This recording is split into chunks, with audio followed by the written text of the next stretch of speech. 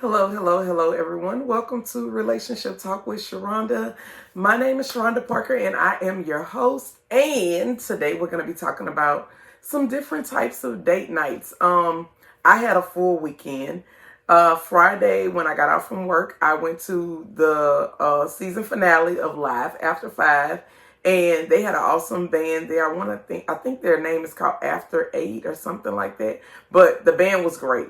I got to hang out with my friends. We had a great time to close out the season.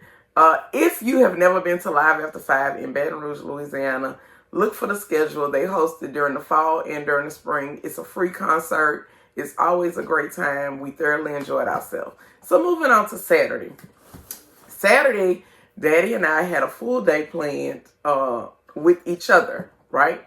So this was a date night that I planned. I went online and I actually purchased the King and Queen shirts that I saw that I liked on Amazon. So I ordered us some shirts. We wore black. I had a full day planned. I was like, okay, we're going to do the rage room. Some people call it a rage room. Some people call them a break room. Some people call them a smash room. But these rooms are designed for you to be able to go up in there with weapons like crowbars, sledgehammers, hammers, like all kind of picks, golf clubs, anything you could think of to be able to tear stuff up. So they basically give you 15 minutes in the room. When we were getting dressed, because you got to wear safety stuff, when we were getting dressed to go in, they give you a Bluetooth speaker so you can play the music that you want to play. We decided to play Set It Off or Mystical, something like that. I don't know if it was Mystical, the Man Right Here, or Set It Off. It might have been a combination of both because we had 15 minutes in there. You can literally hear the people beating stuff and screaming and all kind of stuff going on. So we getting ready. The people give us some plates. You get to write whatever you want to write on the plate. So you could tear it up. My plate, I wrote on there, the toughest mountains. No, what did I write? I wrote, doubt is your toughest mountain. Action moves them bitches out the way. That's what I put on my plate. Not really sure what Daddy put on his plate, but we wrote on our plates. So then they tell you to go in, they set the timer, and you able to just bang it out up in there. I'm talking about just tear stuff up. It's a great way to release because when you think about it as adults, you don't have any, like when you think about your home, right? You don't have anything in your home that a lot of times you really want to tear up, right? When you've had a stressful week, like I had a very stressful week, right? You don't have anything in your home that you just want to tear up. A lot of times you can't go into public and just tear up stuff, right? And then we don't want to get physical with people and actually fight them. This rage room, break room, smash room, whatever you want to call it, is a great way to let out all types of steam and frustration. Daddy was like, it had been a minute since he was able to get loose, but he thoroughly enjoyed it. After that, we went to this place called Parkway Po' Boy. I found it online as well on Facebook. I saw an ad for it. And I was like, hey, this looks like a really neat little po' boy joint to check out. Of course, I did my research on it and saw that Barack Obama had went there when he was here.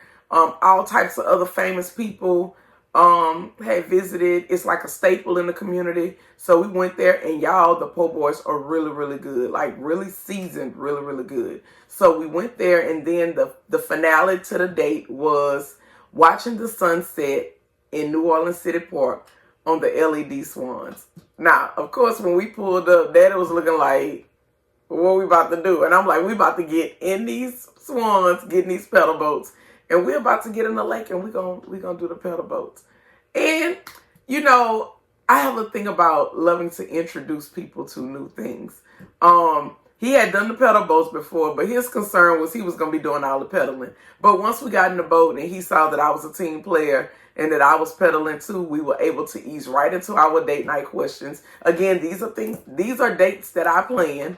And if you don't have date night questions, go on Google and just say date night questions, and it will give you conversation starters. Of course, there's going to be a list of about maybe 30, 40 questions, but you pick like maybe a question or two, And you just kind of go from there. And one of the questions I remember asking was, at what point in your life did you feel like you were at your best, like at your prime, where you knew who you were as a person and as an adult and just as a man, or for myself, just as a woman? And that particular question literally started the conversation, and the conversation just flowed into all types of other directions up until it was time for us to turn the Swan back in. When you are renting the Swan is $40 an hour. You must have a state ID to rent the Swan. And they hold on to your ID and they give it back when you return the Swan. But overall, it was an awesome date night. I always encourage couples to actually have date nights. One thing that we did discuss was, I was explaining to him that, keep in mind, I've come from a background of marriage for 23 years, right? He's come from a background of being single his whole life.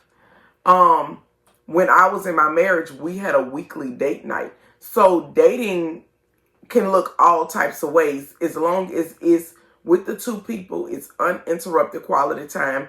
That way that they can bond and build with each other. Because when you're with somebody over a long period of time, you may not recognize it, but they're constantly changing. They're constantly changing. The person that you were with in January is not going to be the same person that you're going to be with in December, because they got new information and they've had the opportunity to grow and develop. So date nights are a great way so that you can keep up with what's going on with one another. So you can keep up with the changes, right?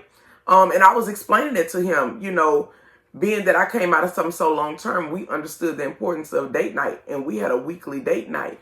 Now with Daddy and I, we meet each other weekly, but we don't have a set date night, meaning going out or doing an activity. Sometimes we do things at his house. Sometimes we go out. But it's nothing just set in stone that this is going to be our weekly date night. However, we do make it a point between that Thursday and that Sunday to actually spend some quality time together doing something. So for those of you all that are new to the channel, having a date night is extremely important. When I talk to married couples who are literally on the verge of throwing in the towel, one of the first things that I ask was, when the last time have y'all dated each other? And then they'll be like, oh, the kids and work schedules and this and that. A date night does not have to take up all of your time. You just need to set aside some uninterrupted quality time to be able to spend with that person. Another thing that he mentioned was our car party that we were throwing like during the summer. And I was explaining to him how that was more of a hobby that both of us enjoyed versus an actual date night.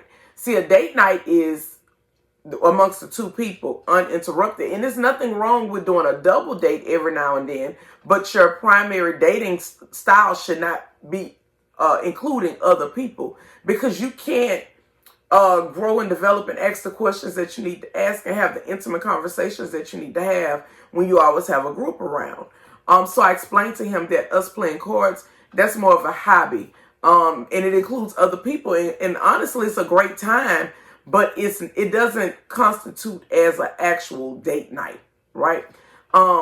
So with that being said, if people thought that, oh, well, we together and we spending time, because he was like, well, I just thought anything that we were doing that was spending time would be in the category of a date night. And I was like, well, no, it's levels to it. And it's definitely levels to it, right? This weekend is LSU versus Bama. I just confirmed with him this morning. We are going to do a watch party at his house. We're going to let our friends know. We're going to fry some fish. We're going to play cards. We're going to have a good time on Saturday evening, because that's when the game starts at 6:45. I have a party in New Orleans this Friday. And Saturday, my kids want to go to the break room. So I'm going to be back in New Orleans. I'll be in New Orleans on Friday, and I'll be in New Orleans on Sunday, because they want to go to the rage room, break room. They saw our videos and they want to tear some stuff up. Y'all had a full weekend. I did Live After 5 Friday. I spent the early part of the day up until like maybe 9 o'clock that night with Daddy. I got dressed, went to Chelsea's Halloween party at her house. Woke up Sunday. My baby mama, nurse practitioner Orel, wanted to do brunch. So we went to Rags. And then Okay. Yeah, that's my buddy texting me, letting me know he about to have some procedure done this morning. She wanted to go to brunch, so we did brunch at Ray. Well, I spent early Sunday morning with Daddy. Sunday morning, left him, went to brunch with her at Reg's. Left Reg's, went back to him. I was like, out, and then finally Madison was ready to come home. So when he got her, and then we came on home. It was literally a busy weekend. This week is Halloween. That's my baby's favorite holiday of the year. And I'm hoping she wants to do the state fair with me. Y'all, I've been trying to get her there. But she has let me know that she want to do it with her friends. And I'm like, you can do it with them too, but you can still do the state fair with me. So hopefully, if the weather permits and it's not too